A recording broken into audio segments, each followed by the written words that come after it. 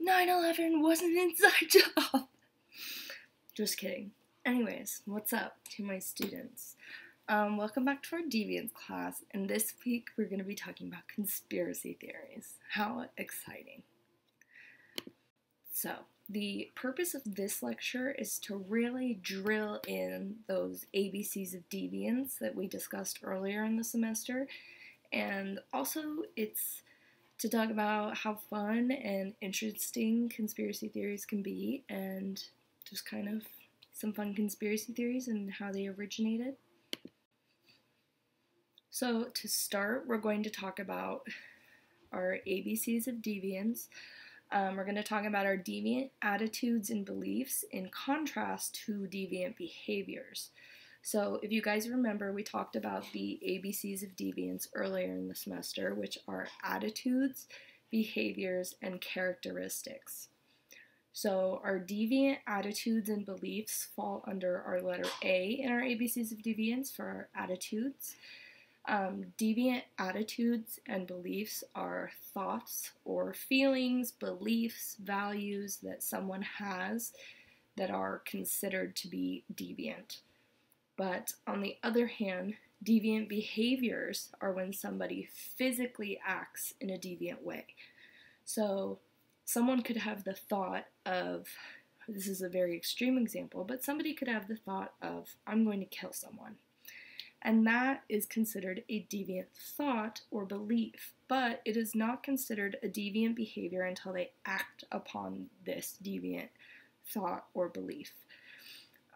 So the two work together in a lot of ways, but they are not the same thing.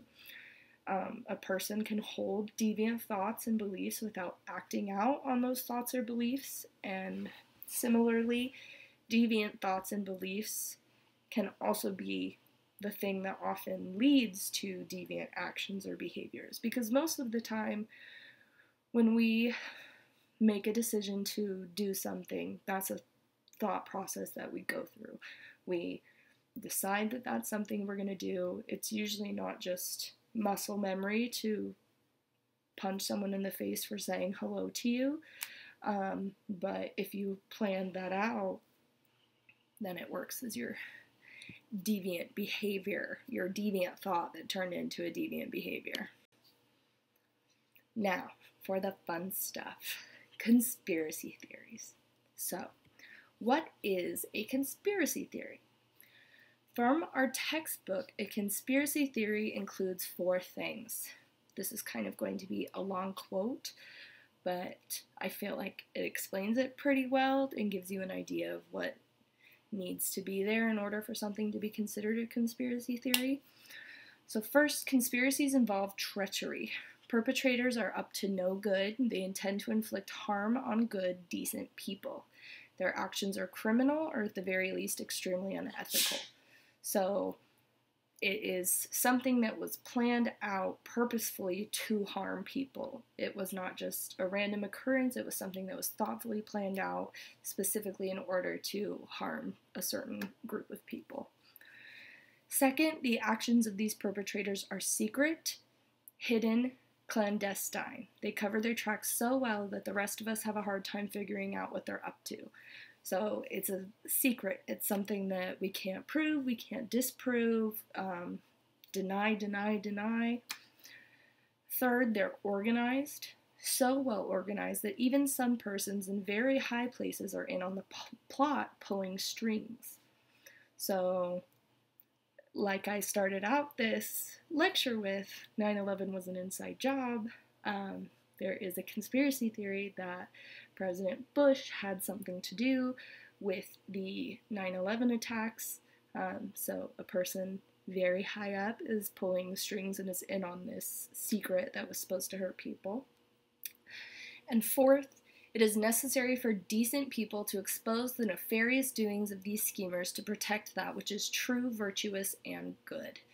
Many conspiracies argue that there is a ruling elite whose members subjugate the masses through deceit, manipulation of the media, mind control, and legal trickery. So those are the 4 things that tell us that something is a conspiracy. It is thoughtfully organized, planned out by people that are higher up, have money, have power, have status. It is intended to harm a certain group of people, and it is the job of the general public to expose when these conspiracies are happening. And believe it or not, conspiracy theories are very common among our society. I'm sure everybody has a few conspiracy theories they can think of off the top of their head. And it's not just within the United States, it's within many, many other countries. And there's a lot of statistics mentioned in our textbook about the belief of certain conspiracy theories. And one of them says that 40% of that specific group of Americans that were surveyed for this particular survey, 40% of them answered that they believed that the COVID-19 virus was purposefully manufactured in a Chinese lab to take down American society in some way. 40% of respondents believed that. Now I'm going to talk about my favorite conspiracy theory, which is that many of our rich, powerful, influential people within our society are actually secretly lizard people. They are reptilian humanoids that are roaming the earth and using mind control and drinking blood and controlling the human race.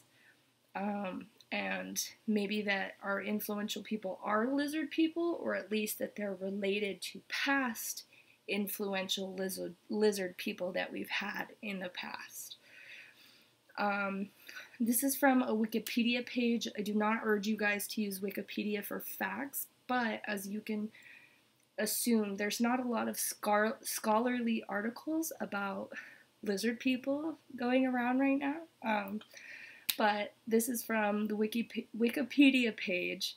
In the David Icke section, first paragraph, it says, according to British conspiracy theorist David Icke, who first published on this theme, lizard people, in his 1999 work, The Biggest Secret, there are tall, blood-drinking, shape-shifting reptilian humanoids from the Alpha Draconis star system that are now hiding in underground bases and the force behind a worldwide conspiracy against humanity.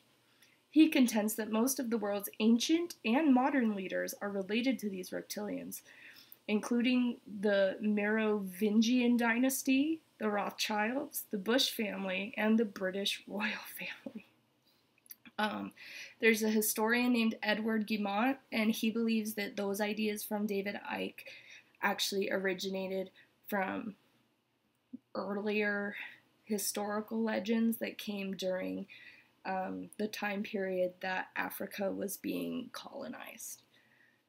So it's been around for a while, and I'm sure a lot of you have heard of it or at least seen it on TikTok or something. So, how can we avoid getting sucked into these conspiracy theories? Well, one great way is just to keep yourselves informed, to read, to actively search for information. Our textbook mentions a great resource, which is the Conspiracy Theory Handbook, which was published in 2020. From our textbook, quote, to combat unrealistic and the patently false views on conspiracy theories currently believed about so many conditions or events, Stephen Lewandowski and John Cook, two psychology professors, one at the English and one at an Australian university, have put together a handbook on how to weigh the credibility of conspiracies. It's called the Conspiracy Theory Handbook, and it is available online in 12 languages. So maybe go check that out. So to conclude, deviant thoughts and beliefs, so conspiracy theories can be considered a deviant thought or belief depending on the conspiracy theory.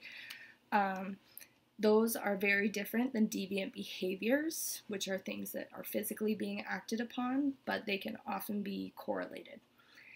And also, conspiracy theories the concept of conspiracy theories is most certainly a real concept.